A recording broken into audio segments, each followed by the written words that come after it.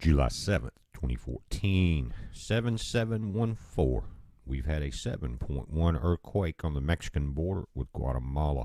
Struck right on an airport, guys. Strong quake. The reports are still coming in. There's been, I think, 2 people were killed that have been reported in Guatemala, and it was felt over a wide area. Well, of course, a 7.1.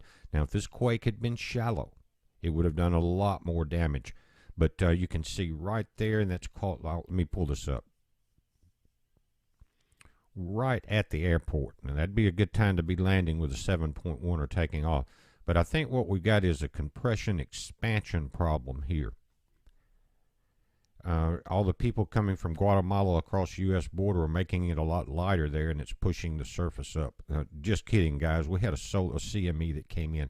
But that this Guatemala thing is definitely worth looking at. Something's got to be done, and something's got to be done quick. But here's what happened before midnight. You see where the CME crossed the ACE satellites? More than likely, that's the cause of this quake. Now, the sun has not had any major solar flares, but it's these CMEs. A magnitude 7.1 earthquake on the Pacific coast has jolted a wide area of southern Mexico and Central America. The USGS said the quake hit at 6:23 a.m. That's 7:23 a.m. on the East Coast, guys. On the Pacific coast, 5 miles or 8 kilometers northeast of Puerto Madero near the Guatemalan border. In Mexico City, buildings and light posts swayed. And local news media reported the quake was felt strongly in the Mexican states of Chiapas and Tabasco. There was no immediate reports of damage or injuries, though there were power failures on the western part of Guatemala. The quake was centered 57 miles below the surface. Now, again, if that had been shallower, that 7.1 would have knocked those buildings to the ground.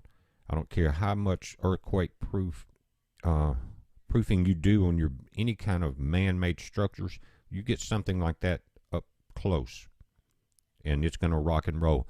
They're saying that firefighter spokesman Raul Hernandez said at least 2 people were killed in the Guatemalan town of San Marcos. In Mexico, local news media reported the quake was felt strongly again in Chiapas and Tabasco, but there was no immediate reports of damage or injuries.